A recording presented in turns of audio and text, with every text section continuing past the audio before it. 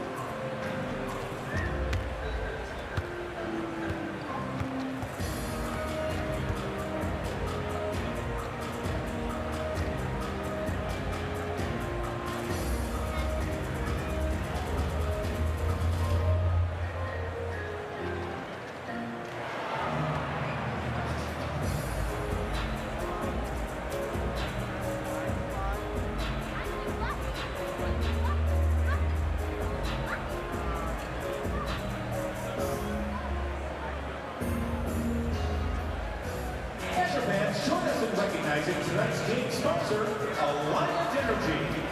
Now at center court, Senior Associate Athletic Director Justin Doherty is presenting the game ball to Alberto Ruocco. A special thanks to Alliant Energy for their support of Wisconsin athletics.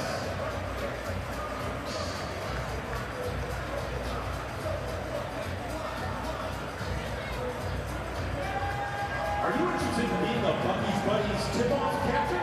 Join Bucky's Buddies to receive exclusive access to Badger events, Wisconsin gear, and once-in-a-lifetime opportunities. Packages start at just $35 and are available to all kids, K through 6th grade. To join and learn more about the different packages, visit uwbadgers.com/buddies.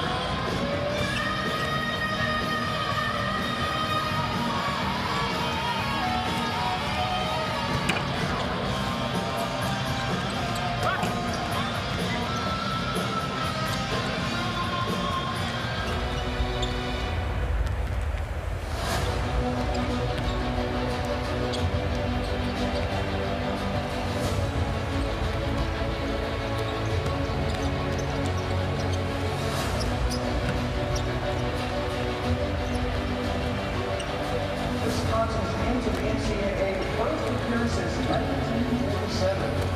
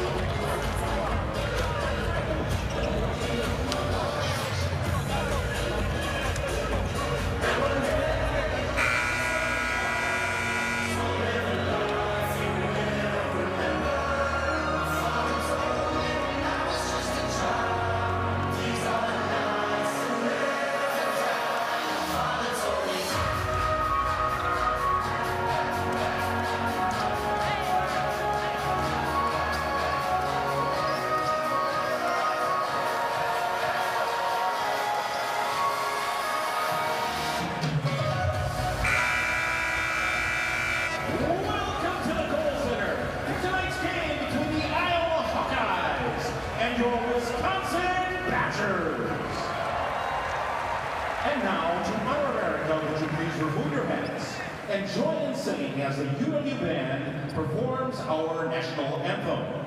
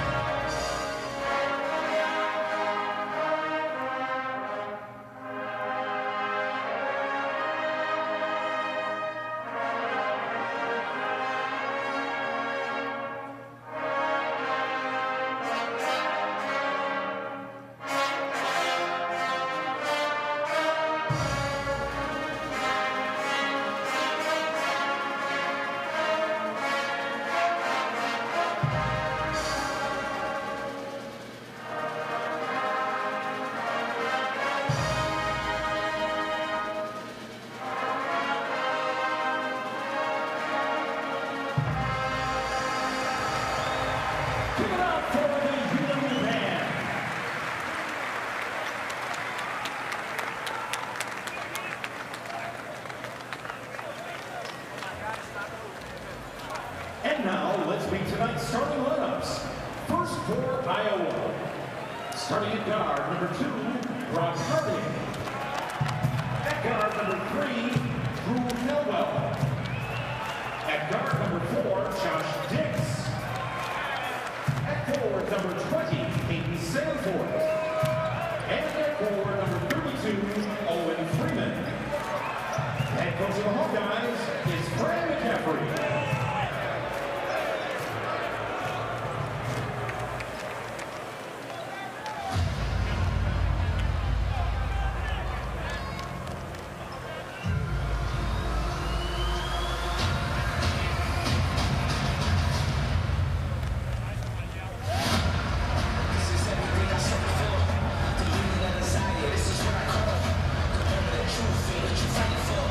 See